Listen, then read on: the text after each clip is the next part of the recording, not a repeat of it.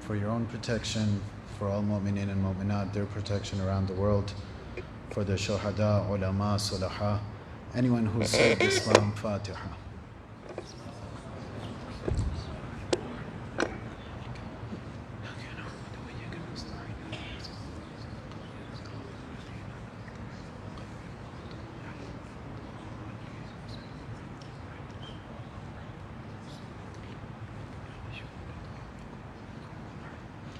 لا حول ولا قوة إلا بالله العلي العظيم حسبي الله ونعم الوكيل نعم المولى ونعم النصير أستغفر الله ربي وأتوب إليه وأعوذ به من الشيطان اللعين الرجيم بسم الله الرحمن الرحيم الحمد والثناء لله رب العالمين والصلاة والسلام على أشرف الأنبياء والمرسلين سيدنا ونبينا وحبيب قلوبنا وشفيع ذنوبنا وطبيب نفوسنا أبي القاسم المصطفى محمد اللهم صل على محمد ثم الصلاة والسلام على أهل بيته الطيبين الطاهرين المعصومين لا سيما سيدي ومولاي بقية الله في الأراضين روحي وأرواح العالمين له الفداء رب اشرح لي صدري ويسر لي أمري واحلل عقدة من لساني يفقه قولي. Dear brothers and sisters, Assalamu alaikum wa rahmatullah. أعظم الله أجورنا وأجوركم. Condolences to all of you and your families on these nights. I just want to clarify, it almost seemed like some people were forced to stay after the Urdu Majlis. So I just want to say it's okay. If you have something to do or you'd rather be somewhere else, please don't feel pressured. So if that is the case, or at any time you feel like you need to go, please feel free. There's no pressure. No pressure.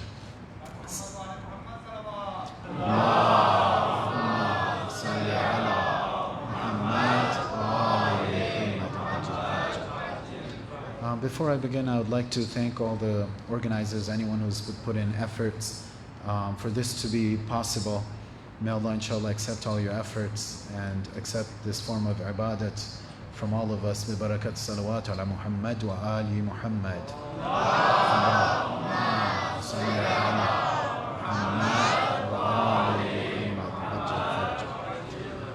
So the topic that was chosen for these 3 nights inshallah that I'll be at your service is Karbala and self-reflection, the matrix of perfection. And when I sent this to some people, they were like, what does that mean? So inshallah, I thought I would spend some time maybe talking about the topic itself. So there's various things over here. There's Karbala, understanding Karbala. There's self-reflection. What do I mean by that? What does matrix mean? And what does perfection mean? One matrix I know all of you know about. So we're not going to talk about that. We're not going to talk about the movie. But what does it mean in this context? In Surah A'raf, which is Surah number 7, verse number 175 and 176, Allah subhanahu wa ta'ala says, وَاتْلُ عَلَيْهِمْ نَبَأَ الَّذِي آتَيْنَاهُ آيَاتِنَا فَانْسَلَخَ مِنْهَا فَأَتْبَعَهُ الشَّيْطَانِ. Allah subhanahu wa ta'ala in this verse says that tell them, O Prophet, tell them about the people who we gave our clear signs to. We gave them our clear signs, فَانْسَلَخَ مِنْهَا, but they turned away from those clear signs. And then what happened after that? فَأَتْبَعَهُ الشَّيْطَانِ, and then shaitan started following them. So you see the entire imagery, right? There's a person or a group of people who Allah gave clear signs to. Those people turned away from them or ignored them. Shaitan started following them. فَكَانَ مِنَ الْغَاوِينَ, so they became of the people who were misguided. So this is verse number 175. Look at 176. وَلَوْ شِئْنَا لَرَفَعْنَاهُ بِهَا. Although if we would have wanted, we would have raised their levels with those ayat that we had sent them. We sent them ayat, they turned away from it. But if we truly wanted and we negated free will, وَلَوْ شِئْنَا لَرَفَعْنَاهُ بِهَا, we could have raised him with those signs. وَلَكِنَّهُ أَخْلَدَ إِلَى الْأَرْضِ. But the issue is the person, they were stuck to this world. They were stuck to this world. They didn't want to move away. They didn't want to get over this world. They were stuck to this world. وَاتَّبَعَ هَوَى. Along with that, instead of following and doing ittiba' of Allah's commands in His ayat, وَاتَّبَعَ هَوَى. They followed what? Their own carnal desires. They followed their own nafs. And this part is a little rough, the next part of the verse. And the only reason I have the audacity, ajallakumullah, to read this is because it's in the Quran. Okay? And look at how the same Rahman, the same Rahim, the same Ghafoor, the same Ghaffar, who loves us more than our mothers. Not just once, 1,000,000 times more than our mothers and all the mothers put together. This same Allah is giving an example. Okay? فَمَثَلُهُ كَمَثَلِ الْكَلْبِ. The person that he's talking about in the verses, he's like, the analogy of this person, the example of this person is like that of a dog. Ajallakumullah. Example of a dog. And it says, then it continues, إِن تَحْمِلْ عَلَيْهِ يَلْهَثْ وَإِن تَتْرُكْهُ يَلْهَثْ.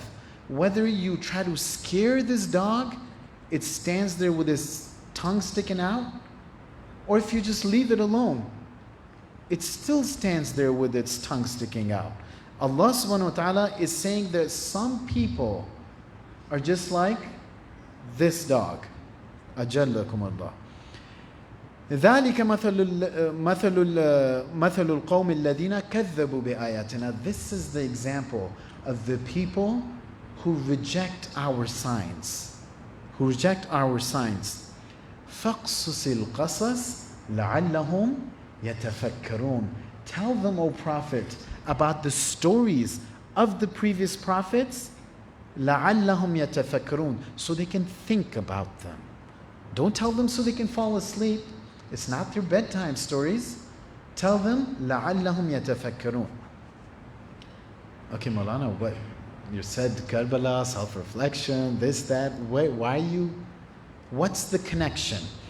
These are principles stated in the Quran. They don't, and the verses, obviously, every verse has its sha'n and nuzul, right? It was revealed at a certain instance. But they're overall principles that we can extract from the Quran. One of the principles that we understand over here, let's start backwards. فَقْصُصِ الْقَصَصِ لَعَلَّهُمْ يَتَفَكَّرُونَ.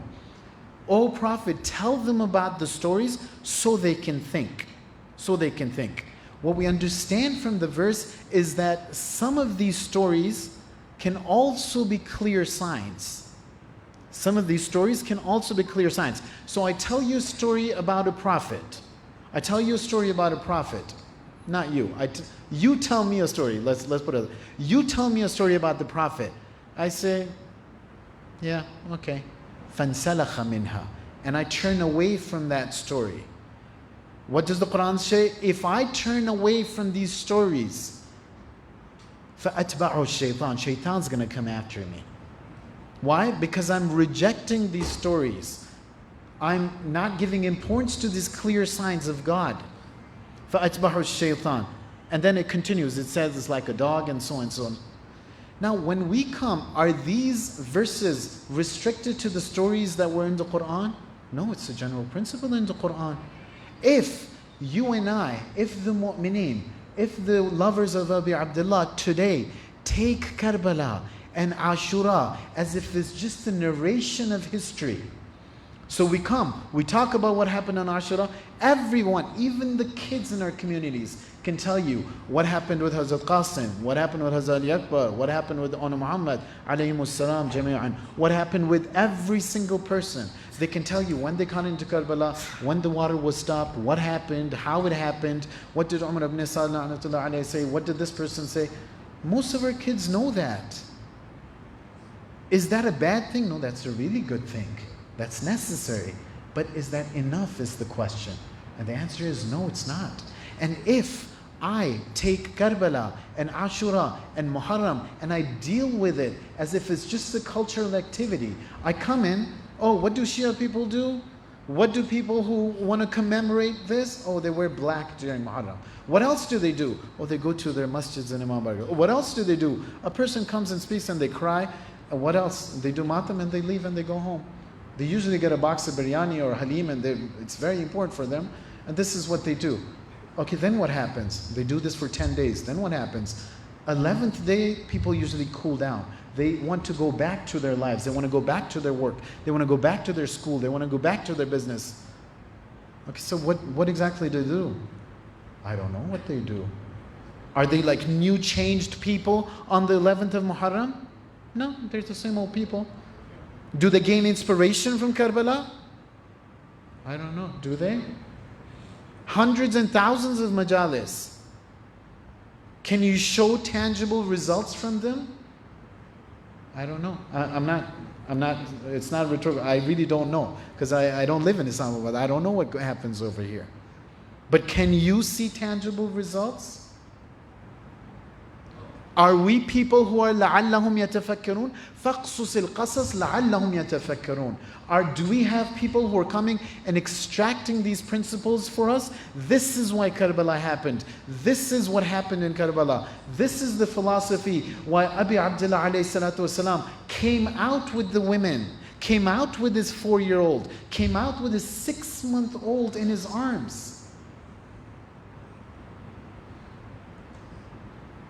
Is he not going to come ask me on the Day of Judgment? You're a lover of mine, aren't you? You used to debate online and tell other people of other sects that we are the truth and we are the haqq and we are the this. What did you do for it? Did you do anything significant for it?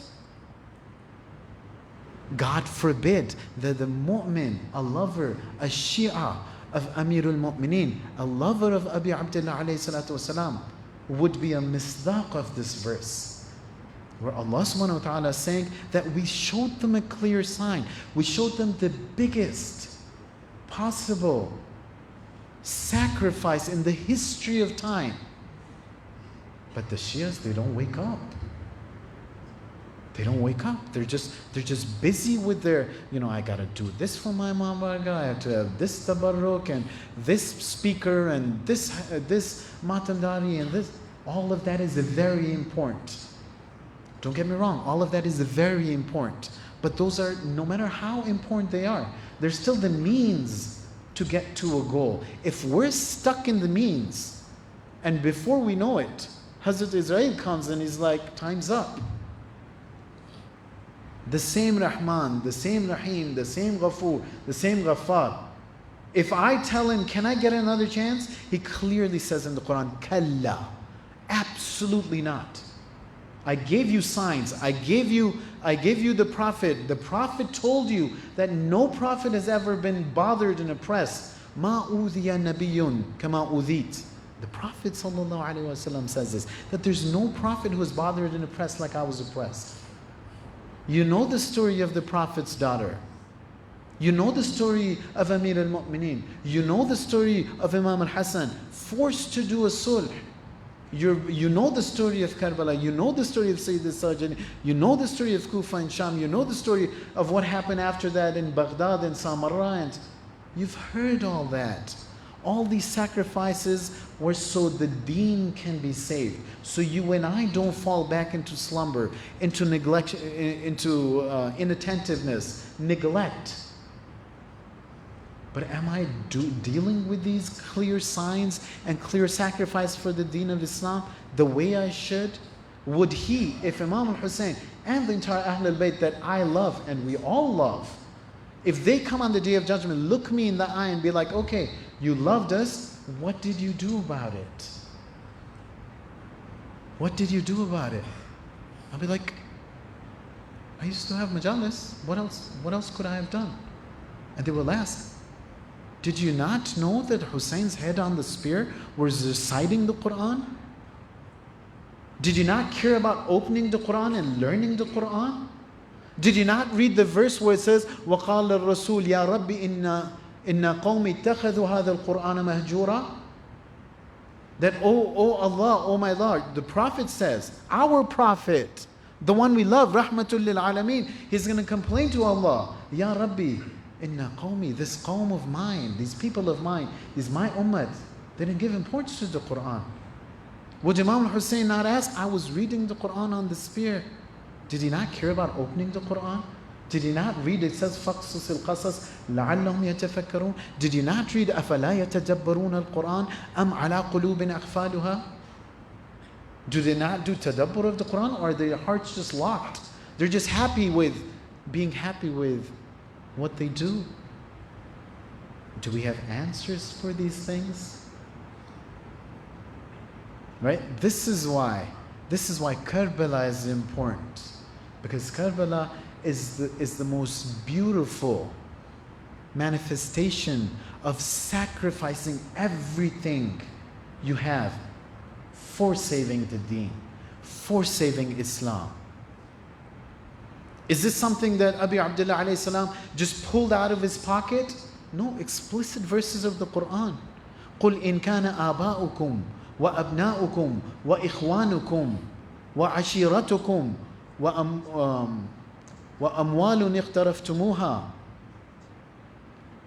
All of these things, the Quran is telling me, listen, if your fathers, your sons, your brothers, your families, the money that you've collected, وَتِجَارَةٌ تَخْشَوْنَ كَسَادَهَا, the businesses that you've set up and you're scared of losing, وَمَسَاكِنُ تَرْضَوْنَهَا, and the houses that you're so comfortable living in. Any of the explicit verse of the Quran, Surah Tawbah, if any of these things, أَحَبَّ إِلَيْكُم مِّنَ اللَّهِ وَرَسُولِهِ وَجِهَادٍ فِي سَبِيلِهِ, if any of these things, your fathers, or everything that I said, is more dear to you than Allah or His Rasul or striving in jihad in His path, فَتَرَبَّصُوا حَتَّى يَأْتِيَ اللَّهُ بِأَمْرِهِ, then just wait and see. These are verses of the Quran. You guys realize it's not fiction I'm making up. It's not from my pocket. It's from the Quran. Even the Shia version of the Quran has this verse. Even the Shia version has this. So you can go home and check it out. That's a joke, by the way. Right? That's a joke. I hope I didn't confuse anyone. There's only one Quran. فَتَرَبَّصُوا حَتَّى يَأْتِيَ اللَّهُ بِأَمْرِهِ. Then wait and see until Allah passes His command. Explicit verse of the Quran is telling every humankind, every human being that, listen, when it comes to Allah and His Prophet and striving in His way, nothing is too important. And who better to understand that than the grandson of the Holy Prophet, than Abi Abdullah alayhi salatu wasalam? So should it be a surprise to me? Should it be a surprise to me that they came with all the women? They didn't care about their houses. They didn't care about their properties. They didn't care about anything. If Allah subhanahu wa ta'ala wants this, رِضَى اللَّهِ رِضَانَ أَهْلُ الْبَيْتِ. Whatever Allah, did Abi Abdullah not say this when he was coming out of Medina? Whatever Allah wants, we're okay with that. If Allah wants to see me maqtul, mazbuh, killed and slaughtered on the plains of Karbala, then I'm okay with that. Muhammad ibn Hanafiya asked Abi Abdullah, but what about the women? He says, Allah wants to see them taken captive, wants to see them as prisoners. If Allah wants it, who am I? And that is why even after all the challenges of the day, in his sajda, after all the challenges, رِضًا بِقَضَائِكَ وَتَسْلِيمًا لِأَمْرِكَ. This is why Karbala is important. And it's important for us to look at Karbala not just as a narration of history, not just as something we have to do every day, every year in Muharram and Safar, But what's expected of you and I is to extract principles, to live Karbala, to become Husseini, not just to Hussein. Hussein is very important, because that is a spark. That's the means for me to become a true Husseini. These majalis, this matam, this marsiya, this julus, this all of these things. And the passion in the Pakistani people, honestly, is almost unmatched. The passion that they have, the love that they have for the Ahlul Bayt, the love that they have for the deen. But we have to make sure it's channeled in a proper way. It's channeled in a proper way. Sallu ala Muhammad wa ali Muhammad.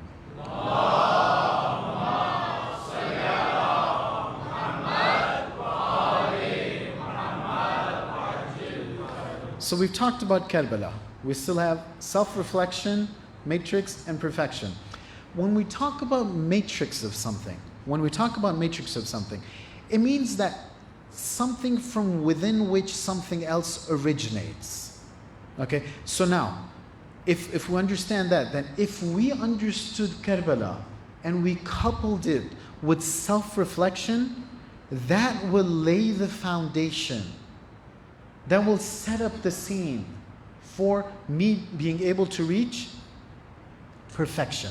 That's what matrix means. Okay? So Karbala and self-reflection, if we put those two together, it will give me the basis. It will give me the foundation. It will give me whatever I need to be able to reach perfection. That's what it means, that it's the matrix of perfection.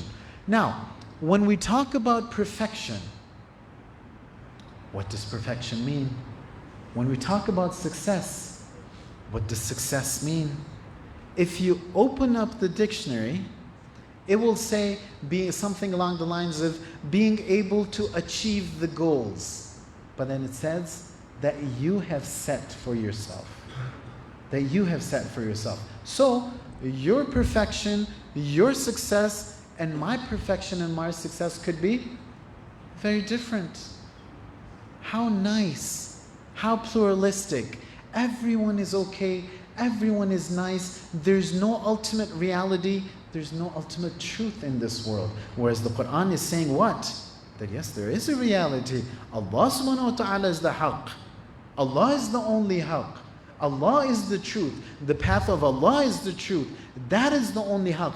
And everything else that I've created, whether it's in this world or another galaxy, or whether it's within you or it's on the outside, whatever you can think about in existence, is for one purpose and one purpose only. It's for you to be able to reach your ultimate goal. Don't we talk about how Allah subhanahu wa ta'ala, He says, like, for the love of the Prophet and His nur, I created this and I created everything. And we talk about that the love of the Prophet and Amir al-Mu'mineen, and you've heard the hadith. So what does that mean? Just for the sake of Amir al-Mu'mineen? Or the path of Amir al-Mu'mineen? Did He send him as a guide for you and I, so we can follow his footsteps? Amir al-Mu'mineen himself says, "Man yuhibbuna falya'mal bi'amalina." Whoever claims to love me, whoever claims to love us, whoever is a lover of us, if you want to be a true lover, فَلْيَعْمَلْ بِعَمَلِنَا. Make sure you act according to our actions. Don't just cry over us. That's good. But you're worth more than that. You're ashraf al-makhluqat. You're the best of the creations. You've been blessed with the best of the blessings. You've been blessed with the intellect. You've been blessed with Iman. You've been blessed with the Holy Prophet. You've been blessed with the progeny of the Holy Prophet, the family of the Holy Prophet, and their love. Expectations for you and I are much higher, because there's another principle that Allah subhanahu wa ta'ala has, that if He blesses someone with a blessing, He's going to ask about it. He's going to ask about it. If He gave you the intellect, He's going to ask you about the intellect. If He gave you Iman, He's going to ask about Iman. If He gave you the love of Hussein, He's going to ask you about love of Hussein. Whatever He has given me, He's going to ask me about it. That's the justice of Allah. Yes, Allah is Rahim and Rahman. That's why He gave me the blessings. But He's also Adil. He's also just. He's going to ask me, if I gave you the blessings, then what did you do with that? So it's not just a walk in the park. There's questions and answers that we need to deal with. There's questions and answers that we need to deal with. So when we talk about perfection, it cannot be something that's so pluralistic that everyone defines it for themselves. No, there's one perfection that the Quran has defined. There's one purpose that the Quran has defined. Quran has created you and I with one purpose in mind, and that is for you and me to be able to gain that proximity of Allah. For me and you to be able to reach that perfection. For me and you to be able to reach a level where we become manifestation of Allah's attributes. How high of a level is that? Allama Tabatabai rahmatullah alayh. You can recite a salawat if you want. Sallu ala Muhammad wa ala Muhammad wa ali Muhammad wa ajal farajah. He says that the Prophet sallallahu alaihi wasallam has invited every single person in this world, in this existence, to every step that he has taken himself. Every step that he has taken himself. لَقَدْ كَانَ لَكُمْ فِي رَسُولِ اللَّهِ أُسْوَةٌ حَسَنَةٌ. The Quran explicitly telling you that the best of your role models is not on TV, is not on Instagram, is not on there, is not in there. لَقَدْ كَانَ فِي رَسُولِ اللَّهِ. Right? It's in the Holy Prophet that you have the best of the role models. And Allama says that there was a point where when the Prophet was going for Mi'raj, what happened? Who was traveling with him? Jibreel alayhi salam. What happened when he got really close? What did Jibreel say to the Prophet? He said, I can't go any further. I'm going to burn. And Allama is saying, Allama Tabatabai, great mufassir of the Quran, is saying that every step that the Prophet has taken, he expects you and he's invited you to take those steps as well. Meaning what? That you and I have that potential to be able to reach a point where Jibreel comes and tells you, slow down, I can't go beyond this. See what Allah has in mind and look at what I've busied myself with. See what the potential of Karbala is and look at what I've minimized it to. See, these are realities. These are realities of this world. Realities of this world. And I say this often and I'll say it again. I don't know who the issue with is. Is it the speakers or is it the public? The speakers say this is what the public wants. They want a nara over here, a nara over there. If you don't say that, they say, "Theek thi, lekin maza nahi aaya." And then the public says, how is it our fault? This is what the speakers are telling us. So I don't know. But one of us needs to figure this out. So everyone figures it out and we save everyone. Because otherwise it's a downward spiral. If we, and the unfortunate reality for most people, most mu'mineen, at least in this country, and tell me if I'm wrong, right? Tell me if I'm wrong. I might be wrong. Tell me if I'm wrong. Most overwhelming majority of the mu'mineen in this country only get education of Islam through majalis. Is it true? It's true. Can you teach the first year of medical school through a mimbar? No, you can't. Can you teach anything, any systematic education through the mimbar? No, you can't. Why? Because from the mimbar, the means that are being used is khitaba.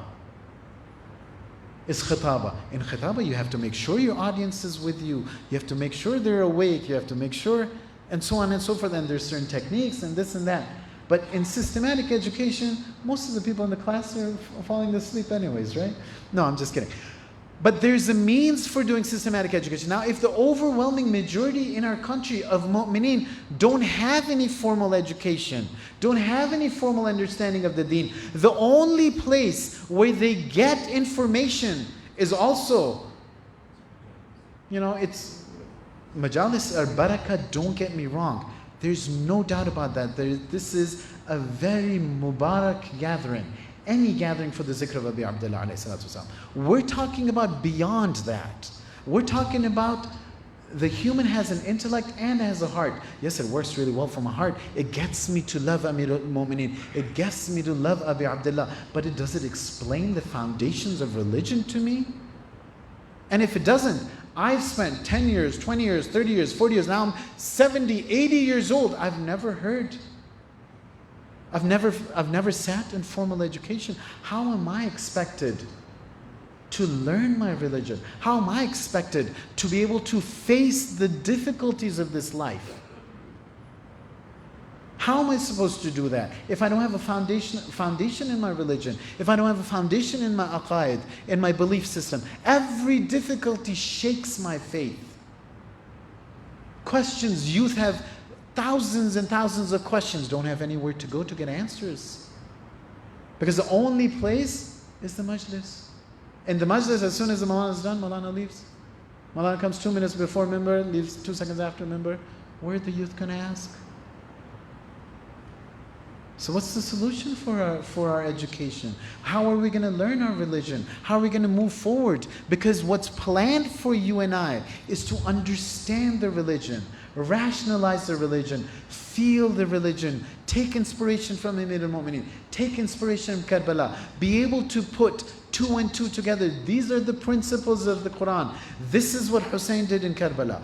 These are the principles of Quran. This is why Amir al-Mu'mineen stayed in her house. These are the principles of Quran. This is why Imam al-Mujtaba did the Sul. These are the principles, and so on and so forth. If I'm not able to see that, how will I ever take the Ma'sumin as my role models? It's overwhelming, isn't it? It's overwhelming. Because I think I'm doing just fine. But sometimes when you read the Quran, it seems like, no, maybe I'm not doing just so fine. So Karbala, the importance, perfection is the manifestation of Allah's attributes. You reach such a point that even we reach a point where Jibreel can't reach us. We reach a point that even not just losing a job, not just losing a house, not just losing a parent, not just losing a child, everything, no matter what it is, I am also able to say, Ridan biqada'ika wa tasliman li amrik. Allah, I am a follower of Hussein. Yes, my sacrifices can't reach the sacrifices of Abi Abdullah. But I'm on that path and I'm trying. My faith doesn't shake if I just lose a job. My faith doesn't shake if my bank account gets empty. No, I'm on the path regardless. If you bless me with blessings, alhamdulillah. If you test me with taking away the blessings, ridan biqada'ika wa tasliman li amrik. And these are not things that I said it so easily that I can just start practicing it. It takes an entire lifetime to practice these things. But I need to know about it before I start practicing it.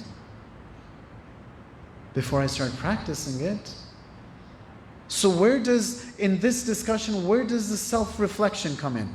If you said a salawat, I want to share a few hadith about salawat.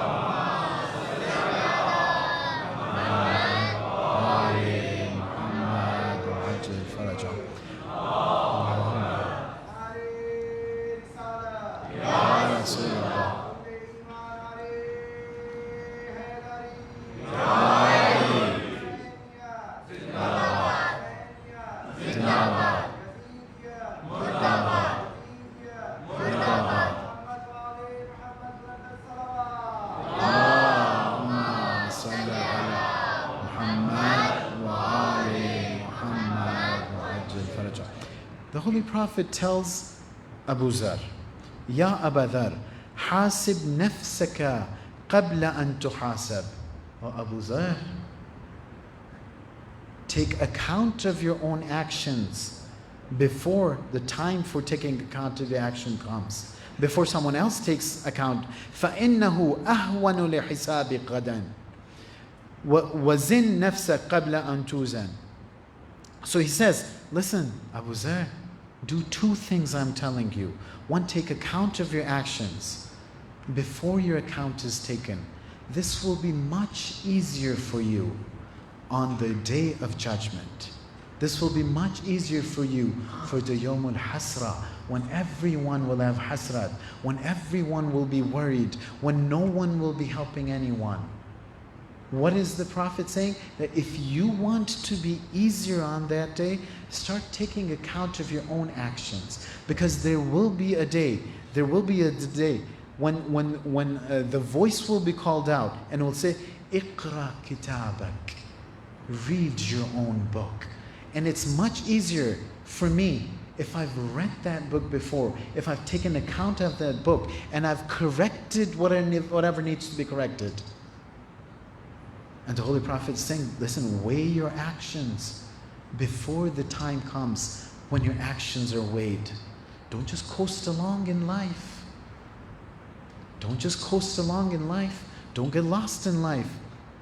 حُبُّ الدُّنْيَا رَأْسُ كُلِّ خَطِيَّةٍ. The hadith says that the attachment to the world, the love of the world is the root of all sins, of all mistakes. Of all mistakes. Right? So this is something that I need to worry about. And this is something that Imam al-Kadhim alayhi salatu wasalam also says in a hadith. Allahumma salli ala Muhammad wa ali Muhammad wa ajil faraj. He's telling his companion, Ya Hisham, laysa minna. Laysa minna. They're not of us. O Hisham. Who, O Imam? Man lam yuhasib nafsahu fi kulli yawm. A person who doesn't take account of their actions every single day. Laysa minna. Imam al-Kadhim is saying they're not of us. See how important these things are? See how important these things are? The prophets talked about it. The prophet is 7 generations before Imam al-Kadhim. 7 generations later, he's repeating the same thing. So do we think that when our Imam comes back, he's going to want something else? Is he going to be happy with whatever we're doing? Oh, these are my little kids who've been waiting for me for so long. No, the Imam loves us, there's no doubt about it. But the Imam doesn't bend his principles. Because his principles are the principles of Allah, are the principles of Quran, are the principles that were not just randomly made. They were made with no having the knowledge of the fitrah that you and I exist with, of the system that Allah has. And these are the principles that are the most conducive principles. The sharia that's been given to you, the akhlaqiyat that have been given to you, the seerah of the imams, the seerah of the Holy Prophet, everything that's been given to you and I is the most conducive and perfect for me and you, for you and I to be able to reach perfection. But if I don't give it importance, if I don't think about it, if I don't open the Quran, if I don't listen to the Quran, if I don't understand the Quran, if I don't contemplate the Quran, if I don't think about Karbala, if I don't contemplate Karbala, if I don't contemplate Ashura, those true benefits, I might not be able to reach. And there's so much that Abi Abdullah can give you and I, that Imam al-Hussein can give you and I, that it's beyond our imagination. Beyond our imagination. There's a hadith, and also our 12th Imam Ajjallahu Ta'ala Farajah Sharif mentions it in Ziyarah Nahiya Muqaddasa. He says salam on that. on the one who Allah put shifa'a in his turba. My salam to one who Allah made the dua under his qubba something that he's going to answer right away. And there's a hadith as well where one of the imams says that because of all the sacrifices that Abi Abdullah gave in the path of Allah, Allah gave him 4 blessings. One was the shifa in his turba. One was the dua under his dome. One was the what? The imams from his lineage. I forgot the 4th as well. Inshallah. Sallu ala Muhammad wa ali Muhammad. Sallu ala Muhammad wa ali Muhammad. And the 4th one is that when you go for a ziyarah, it's not counted from your life. So why did Allah give this? Because He gave in the way of Allah. Yes, we will never be able to reach that, but as much as you and I are able to give in the path of Allah, He will bless you and I. He is the Maliki Yawmiddin. He is the Rabbul Alameen. Not what we got ourselves busy with. Not what we got ourselves busy with. There's an alim, was an alim, Ayatollah Sayyid Ahmad Khansari. Very holy personality. And he was a marja of his time. He was based out of Tehran. He had studied in different places, but he was in Tehran. After Ayatollah Burujardi, he became one of the, along with Ayatollah Gulpegani, he was one of the marjas over there. There's a person who goes to him and says, "You're our marja, you're a holy person." By the way, he's also buried right next to Allama Tabatabai in Qom. So if you ever go to Qom, very close to Bibi Zari is the grave of Allama Tabatabai, and stuck to that is the grave of Ayatollah Sayyid Ahmad Khansari. A person goes to them and says, "You're a holy personality, you're a marja, you're everything. I need help from you." And he says, "What? How can I help you?" He says, "I have a brother who has crossed every limit that you can think of.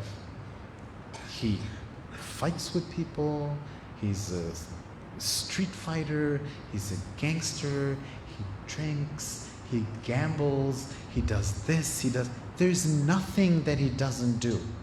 Nothing that he doesn't do. And I want you to give him some advice. Ayatollah says, Khansari says, "You know, the way you're describing your brother, I don't think I can help you. I don't think my advice is going to help." And then the person says, "Okay, so tell me, what am I supposed to do? You're the marja, you're the arif, you're the holy person, you're the everything. Tell me." He says, "One thing comes to mind." He thinks for a little bit and he said, "One thing comes to mind. Try this. If it works, then bring him to me and I'll also give him some advice." He said, "Okay, what's that?" He says, "Take him to Karbala. Take him to Karbala and see if he, inside the haram of Abi Abdullah, if he cries, then know that there's still hope. And there's still some nur in his heart. There's some nur in his soul. And then bring him back and I will give him some advice. But if he doesn't cry in the haram, then know that there's no hope. Just let him be how it is. It's too late now." A month and a half or so later, the person comes back to Ayatollah Khansari. And he says, "So what happened?" He says, "He didn't want to go to Karbala. Very reluctant. But somehow I took him." He's like, "Okay, so what happened? Tell me." He said he didn't want to go, and then when we got there, we're walking to the haram. And he's just busy. Like me. When I'm walking to the haram, there's this store over here, there's this dukan over here, there's this being sold over here, this being sold over there. He's just looking, and he's busy with this thing and that thing. And perhaps he's thinking that, I don't know if it's going to work. And then he says, so he was just busy with the world as we're walking to the haram of Abi Abdullah. And we walked into the haram, He didn't cry, but his head was down. And then we got closer. When we got near the Zari, he didn't cry. He started wailing. He started shouting. He started screaming. He started crying on the top of his lungs. Top of his lungs. And Ayatollah Khansari says, that's beautiful. That's amazing. So now you can bring him and I'll give him the advice now. He says, oh, that's not necessary anymore. He says, how come? He's like, when he was there near the Zari, I told him, listen, my dear brother, you have so much love for Abi Abdullah. You have so much love for the sacrifices he made. Why don't you just make an ahd with him that you're going to leave everything? And he said, that was it. He made the ahd. He made the ahd. So mu'mineen, you are here with the love of Abi Abdullah, crying for Abi Abdullah. Anything that you want, they have the potential to take you and me. Not potential, that's their duty, to take you and me by our hands. A person who broke every law that was possible. Ya Aba Abdullah, I'm bad, but maybe not that bad. And I've come to your majlis in the hope that you take me by my hand. These are the people who can purify you and me. These are the people who can make you and I, even if I haven't done anything so far, take me to that perfection. Help me understand Karbala. Help me understand the Quran. Help me translate that into action. These are the people who have that potential. Sallallahu alayka ya Aba Abdullah. Sallallahu alayka ya Sayyidi wa ya Mawlai. Sallallahu alayk ya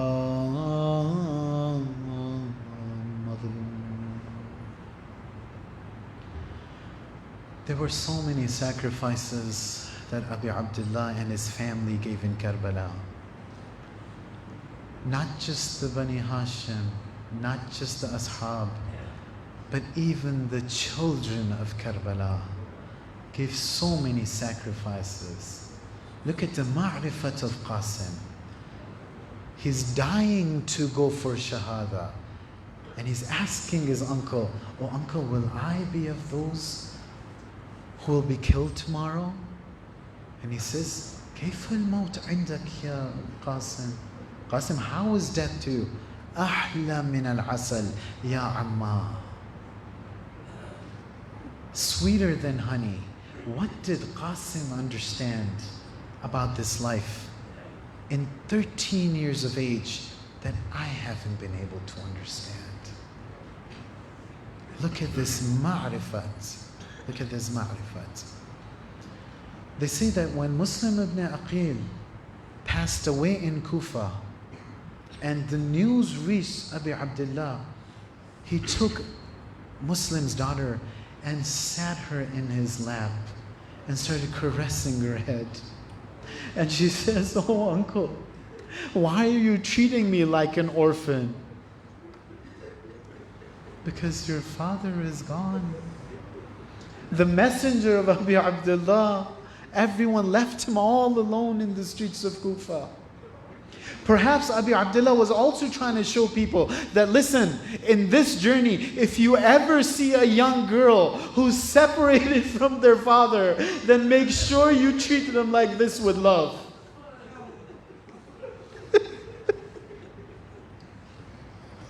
Make sure you treat him like this with love.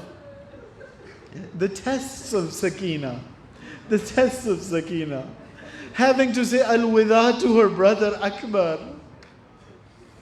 Seeing the alam of her uncle Abbas going towards the river. coming back, and then it shakes. And then it gets control, and then it shakes again. Oh Sakina, you could just see the alam shaking. But do you know what Abbas was going through? The Mal'un severed his right hand. And then he tried to control the alam. And they severed his left hand. And some of the ulama say that then Abbas was carrying the alam with his cut hand stuck to his chest. You know how dear Abbas was to Sakina? Test after test for this 4-year-old girl. 4-year-old girl. And then a time came when she sees her Baba on top of the horse. Abi Abdullah, Imam Hussein खेमे में आए अलविदा के लिए. बीबियों का, बच्चों का गिरिए की आवाज बुलंद हो गई. अलविदा किया, बाहर आए. जुलजना पे सवार, चलना चाहते हैं कि जुलजना नहीं हिलता. ऐ जुलजना, तू तो जानता है ये मेरा आखिरी वक्त है.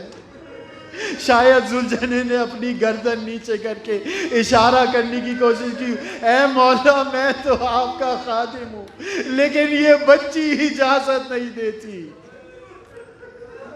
ये बच्ची इजाजत नहीं देती. मक्तल कहता है कि जब इमाम रवाना हुए मैदान की तरफ, तो ऐसी जगह पे जाके उन्होंने जंग करना शुरू की कि ज़्यादा दूर नहीं थी खेमेगाह से, क्योंकि जानते थे कि जो मलऊन हैं, ये जो लईन हैं, इनकी नज़रें खेमों के ऊपर हैं. और हर थोड़ी देर के बाद मक्तल में लिखा है कि इमाम वापस आके खेमे के दर पे ला हौला वला कुव्वता इल्ला बिल्लाह, कि ज़ैनब के दिल को ज़रा सुकून हो जाए, कि 4 साल बच्ची के दिल को कुछ सुकून हो जाए. एक वक्त ऐसा आया कि खेमे के दर पे जुलजने की आवाज आई. सकीना ने जो दर उठा के देखा, वाह मोहम्मदा, वाह हुसैना, ए फूफी अम्मा, जुलजना तो आ गया लेकिन मेरे बाबा नहीं. जुलजना तो आ गया फूफी अम्मा, लेकिन बाबा नहीं यार. सकीना बाहर आई, जुलजने से मुतवज्जो हुई. बच्ची 4 साल है लेकिन नादान नहीं है. हुसैन की बेटी है, ये अली की पोती है. जुलजना की पेशानी पे खून देखा, समझ गई कि बाबा अब इस दुनिया में नहीं है. कहने लगी, या जवाज अभी, ऐ मेरे बाबा के घोड़े, मुझे पता है कि बाबा तो नहीं है, बस इतना सा बता दे, अमसुकिया अबी औ कुतिला अतशाना, मेरे बाबा को जालिमों ने पानी दिया या प्यासा सिवा कर दिया, या जो ए मेरे बाबा के जुलजना. सकीना के जितने इम्तिहान अभी तक हुए हैं, उससे ज़्यादा इम्तिहान आगे हैं. लेकिन ये 4 साल बच्ची भी, रावी लिखता है कि 11 मुहर्रम को जब काफ़िला जाना चाहता था करबला से, बीबियों ने दरख्वास्त की कि ए ज़ालिमों, अगर हमें इधर से ले जा ही रहे हो तो कम से कम कत्लगाह से गुजारते हुए ले जाओ. कारवान का कत्लगाह पे पहुंचना था कि सारी बीबियों ने अपने आप को गिरा दिया. वाह मोहम्मदा, ए नाना, ये कबूल करिए, हादा हुसैन मुरम्मिलुन बिद्दिमा मुक़त्तिउल आदा. ए नाना, ये हुसैन अपने नवासे को देखे, अपने ही खून में. ए नाना, इसके जिस्म के टुकड़े टुकड़े. मुश्किलों से ज़ैनब ने सकीना को रवाना किया, सवार किया. अब जो काफिला चलता है तो जहाँ जहाँ सकीना जाती है वहाँ पे बाबा तो नहीं है, लेकिन नेज़े के ऊपर बाबा का सर.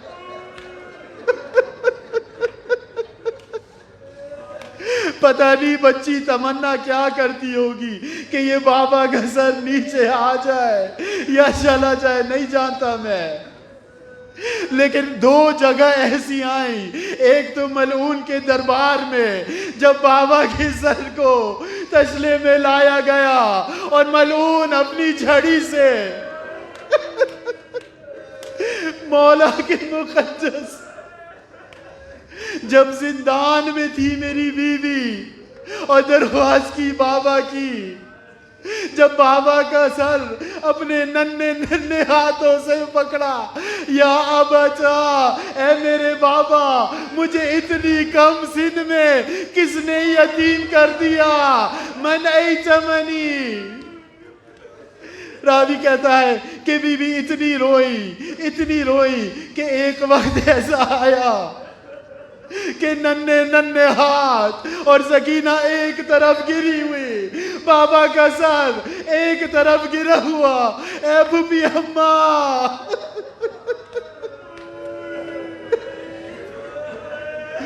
انا للہ و انا الیہ راجعون. الا لعنۃ اللہ علی قوم الظالمین وسيعلم الذین ظلموا أي منقلب ينقلبون.